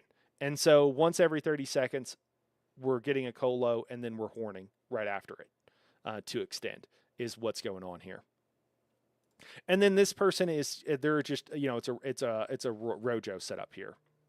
So nothing like, nothing crazy about this. If you wanted to instead do War Machine, right? Or the other version, I personally, I don't know, people don't like doing this, but I like splitting it up on both healers, and I would just do one healer in one healer in the other. But I think that becomes more difficult now with the ulti gen and everything, and it would change things up. You might change up the rest of this build. I think for most groups, they're just going to be Rojoing, and I think that's what makes the most sense. And let me see. I think that's it. Yeah, I don't think there's anything else.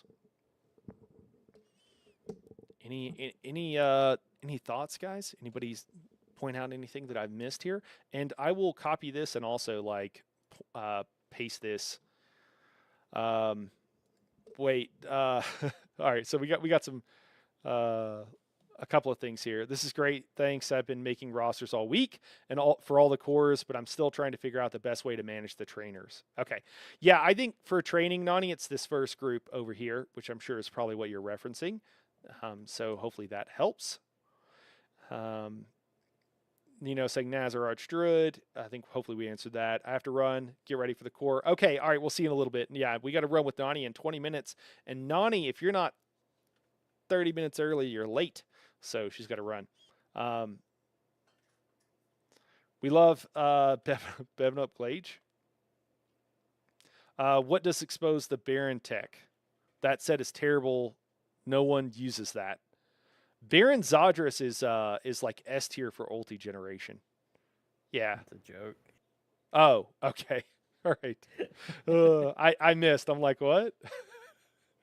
All right. I'm sorry. The joke went over my head. Daedric got it. Don't expose the choke thorn tech. Oh, Chokethorn. Ah, there we go. Yeah, Chokethorn. That's man, it's been a while. It's been a while. All right, let me copy this and I will put it in the description of the video here. Luna's tool is so nice, and Luna's actually making more tools that we might get to talk about. What do we want to call this? My optimized, but not overly sweaty setup. Yeah, that sounds reasonable. That's what we'll call this, and we'll save it there for you guys. Power level 7. put power level 7. I'm doing it. It's gonna confuse people. All right. Yeah, this is I think a good setup. This is what I suggested to Nani for our hard mode Rockgrove group because I think it makes a lot of sense. And there's stuff you can move around if some people are more comfortable than others, or other things are going on and what have you. But I think it works pretty well. And you know what? We should probably change some of this. Let me see. Okay, so we have Grave Lords. I forget which DK skill line is it, Daedric, for the Ardent Flames. Ardent Flames. Jeez, I'll remember it, guys, one of these days. Ardent Flames, and we're still doing Assassination. Is that correct? Yep. My head is spinning at this point. It's not Soldier of the Apocrypha. It's Herald of the Tomb. There we go. Close enough. Yeah, is that of the tome? I say tomb. Everybody gives me a hard time. I'm sorry. I know what a tome is. I am a big enough nerd in D&D talking about tomes, but I put a B on it. I think it's just my accent. I'm sorry. I don't know what to do. I know it drives people crazy. I know that because I've gotten many comments on it. Oh my gosh. Okay, what else are we doing here? We're doing Assassination as well on this, and these are all the same. I'm just not going to fill it out for all the supports. And then the last one here is Adric's Spear. It's just like some of them, like Adric's Spear makes sense as a DPS line. Assassination makes sense as a DPS line. Herald of the Tome means nothing to me. And so I always forget, like, is it Soldier of the Apocrypha? That sounds more militant to me than Herald of the Tome. Does it not? Come on, Daedra. Help me out. Just agree with me, man. Come on, we're live. We're live. Come on. The whole point of the Arcanist is that you're using a book to kill things. So, that way. Kill them with knowledge. Makes sense. Yes. Oh, man. Well, I think that I think that we've arrived here. I think all of this is good. I mean, I guess I can fill this out since people might be copying it here. Crude Red says, I hope U47 isn't fucked up. Red, I've seen a couple of bugs on PTS that they're going to be problems if they go live, and I don't think Zoss has gotten enough feedback on them. But hey, man, I mean, if you mean like as far as the balance, as long as they don't do Daedric, what are the chances they do a launch day patch for us, man. 95%. They're gonna do something weird. They're gonna do something stupid. Yeah, yeah. No, well, they're gonna be like, we actually had a bunch of changes. We just didn't want your feedback on them, so because we know best. You know, it could be that just that, like, I mean, I think they're just, I think they're just, I think some of the higher ups are. How do I say this? I think they're taking it easy. Retired on the job. I think they're taking a victory lap. It's been 10 years. They've made it this far. They sold out to Microsoft. I think they're chilling. Don't you? Living the good life.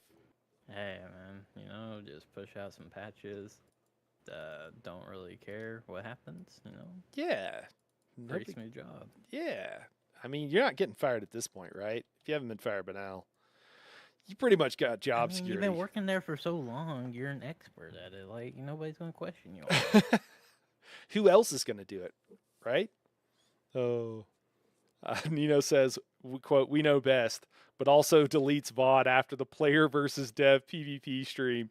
Keck. Yeah. Oh my God. For those who don't know, what Nino's referencing is they did a player versus dev stream, and the player was like, I'm sorry, the dev rather was so clueless about how the game actually works that it was like they were rightly getting criticized, and they like took the video down so that you guys can't see it, because it just shows how clueless the developers are about what goes on in their own game. So, yeah. The head guy said he wants ESO to be the Grand Theft or GTAO. Wait, I was thinking Grand Theft Auto. Yeah. Yeah, that is okay. Online. What's okay? Online. Oh, of fantasy MMORPGs. What does that mean? Okay, what does that mean? I don't know what that means. Get through some drive-bys on the horsey. Yeah. Are we gonna get hookers in ESO that people are going to treat horribly? Like, I don't. I mean, if you go to Riften, you'll see that already. Yeah, I guess so. But people are going to be driving by on horses and like running them over. Like, I don't think we need. We can treat sex workers better than that. I don't think we need that. What does that mean? Yeah, he has me blocked on Twitter because I flamed his parse. Oh my gosh. Oh my goodness. Oh man. I think soldier's interchangeable with tanky to them, so they use it to describe resilient people a lot in the game. Okay. Thanks for breaking that down. I didn't know that. What do you think their plan B is for a messed up release? Oh, Red. Oh, Red. That's adorable, man. To be so young. Daedric, do you remember being so young? Dude, they don't have any plans. So full of promise. What's that? So young, so full of promise. Yeah, right. Yeah. The world was new. I wasn't jaded. Nah, man. Satsura says you taking Atrix Spear just for the passive. Yeah, there's a couple of them, but yes, yeah. Yep, that's why we're grabbing it. You do put a skill on, but you don't actually have to. You don't actually use it. We'll have that build out soon. I recorded that video today on the meta DPS setup, everybody. If you're looking for the meta DPS setup, that video is recorded. I just got to edit it down and put everything together and put it out to you guys. So look for it very soon. We know best, but also don't know what mechanical QD Northern Storm combos are. Yeah. Oh, man. What else do we got? Chicken says, but let you get comfy for the first 3 days of U46 and rework stuff. Quick patch. Quick shin. Yeah. Look up the BBC interview of Rich. Red, is there a BBC interview? For real? Somebody link that if that's real. Oh Oh my gosh. I think that means that they want this game to be slop garbage. Hey, what up, zombie? What did I just walk into, man? Oh, dude, we're just kind of memeing after the fact, dude. We kind of did all the important stuff already, man. We're talking about what we think the hey Franny, what we think the patch is going to be like, and if it's going to be messed up, or if we're going to get a launch day crazy patch or something. I asked Daedric what he thought the odds are, and he said 95%. There's the article. Oh, okay. Oh God, are we pulling this up? Are we doing this? Wait, did you 10 send it to minutes me? before the run. Did you send it? Where did you Nah, send but it? it's in the YouTube chat. Oh, I don't think it let it link, man. Can you DM me? Okay, yeah. I can put it up. There you go. Plan B is copy and paste Plan A. Expect different results. Oh my God. Oh my God. How long do we get? I got 10 minutes. Building a $2 billion online game by breaking the rules. Oh my God. Oh my God. So glowed him up. So, oh my God. Ah, oh my God. What rules did they break? Anybody know? Cool. Ask anyone to name a successful online game, and you're likely to get a handful of names in response. Fortnite, Call of Duty, League of Legends, Roblox, Helldivers 2. There's another title celebrating its 10th anniversary this year. It's been a relatively quiet success. The Elder Scrolls Online, a spin-off of the hugely popular, okay, um, cool, has been played by 24 million people and made 2 billion since it launched. Developer ZeniMax Online began work on the game. The thing is not that it hasn't made money, it's just that it could have made so much more. And it could be bigger than WoW. It could be. But it hasn't been managed well. And that's just facts. Lubinator, hey, thanks for the bits. Today I'm on I'm on an Iron Maiden concert. I am, to be honest, more excited about it than this dead game. But multi-classing looks fun. People who whine about loss of class identity are wrong and never had any class. ESO never had any class identity. Luminator, I think that the people that are mad about it are the people that have only played ESO. Everybody who's played all the games before online are like, this is more in line with what the other game should be. And it's like, why didn't they do this at launch, and then they wouldn't have had this problem? So yeah, it's like a cell phone. Iron Maiden concert, hell yeah. Hope you enjoy. That sounds amazing. I would be more excited about that too. But I think multi-classing is going to be cool for what that's worth. Cool. Let me see here. So yeah, I don't know. Is there anything else? I mean, there's probably going to be some hilarious quotes in here. I need to get ready for this. GTA quote is towards the bottom. Oh, okay. Oh man, there we go. Yep. What's funny is I recently put this guy's on a face with like the gross incompetence. I think that they just don't know what they're doing. But sometimes you succeed despite yourself. You know. I guess I could just search for. No, it's not gonna search. It's not letting me search. Just search Grand Theft Auto. All right. There we go. I made the statement in a meeting that I wanted ESO to be more like Grand Theft Auto. Wow. Okay, hold on. Where does the actual interview start? They're just like glowing them up here. Is it here? Okay, so blah blah blah. Yeah, creative director Rich Lambert and studio director Matt Ferror tell BBC Newsbeat the first version of ESO failed to fully land with Elder Scrolls fans or MMORPG players raised on those titles. Why do you guys think that is? Was anybody around for launch? We didn't pick a lane. We tried to appeal to both. We didn't particularly meet either of their needs as much. They promised a bunch of shit, and then they didn't deliver it, right? Spellcrafting was supposed to be in the game at launch. We remember that, right? And it wasn't.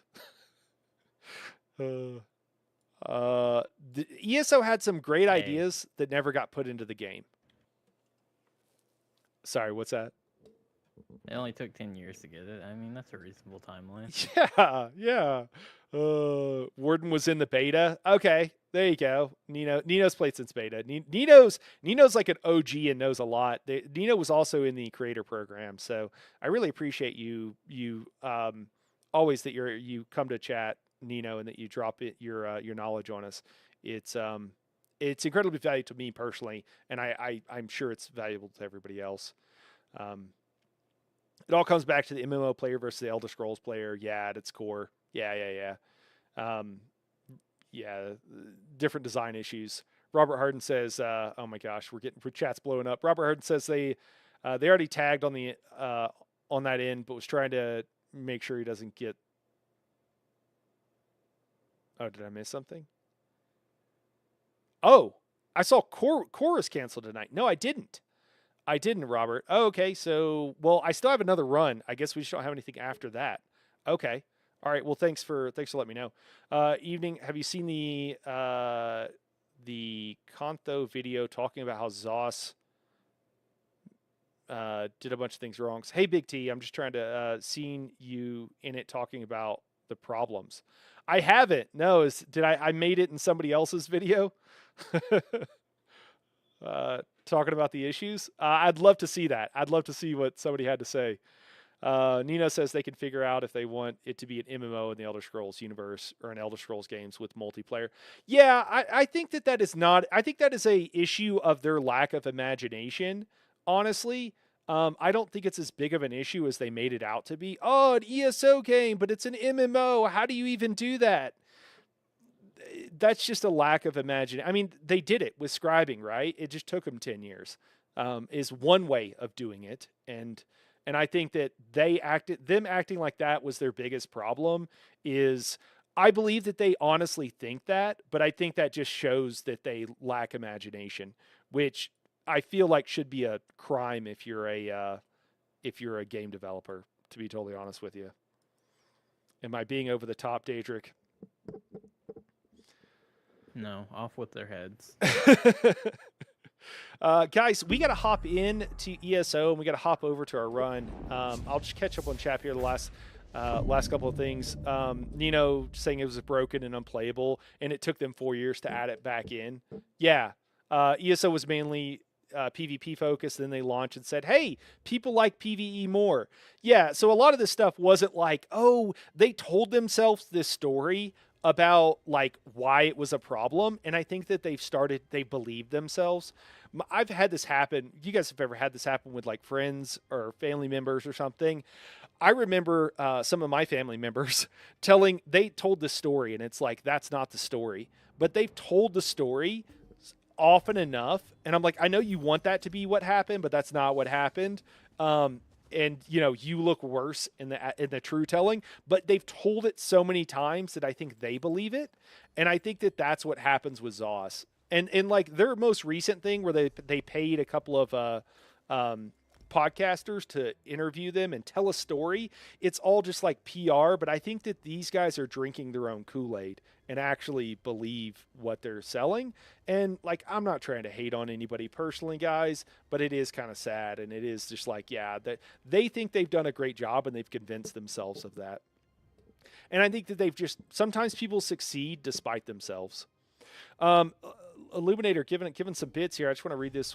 Blame most ESO issues from mismanagement aside on the split focus. Surface level, they want to be casual MMO for role playing story enjoyers, yet it offers less role playing and character customization than WoW, Final Fantasy 14, or anything else like that. Yeah, and with Dune coming out, it offers a hell of a lot less actual like fun making of bases and actual MMO activities.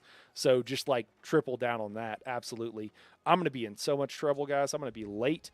So I totally agree. And simultaneously, in-game characters progressing is also lacking being competitive. So the only thing to keep it alive is the Elder Scrolls name. Yeah, I absolutely agree with that. Like they've succeeded largely because of the Elder Scroll name. And I would also say that, along that same line, I don't know how to get in this group. Along that same line is that I think that the reason they didn't split PvE and PvP is because it's more work. And these guys, they literally can't manage a bigger team than what they have. And I don't even think they can manage what they have. And I think that's the biggest problem for them with like trying to, Bucket Brigade maybe move forward. And it's been continually the issue, and the thing is that they make more money because they kept their costs low, but they don't have the business acumen to scale up and then to make something bigger and better and actually have they made the endless archive the way it was because they didn't have that, like, they picked something easy to do. That's why they did it, and that's just all there is. They said this. They went on a tour and told everybody about this. So, yeah. All right, guys. I'm gonna have to miss some of these comments. I see a zombie. I'm reading it, man, but I won't really be able to respond. Crude also. They survived with luck and attribute to the game design and not giving credit to modders and game loyalists. Yeah, modders. I mean, if there wasn't for mods, like, I don't know how many of us, like, many of us would not still be playing the game. It's a big deal. It's a huge deal. So yeah, absolutely. Like and it's upsetting because the modders don't pay anything, right? Like they don't make any money off of it, so they're doing it out of the goodness of their heart, and then ZOS is profiting off of it.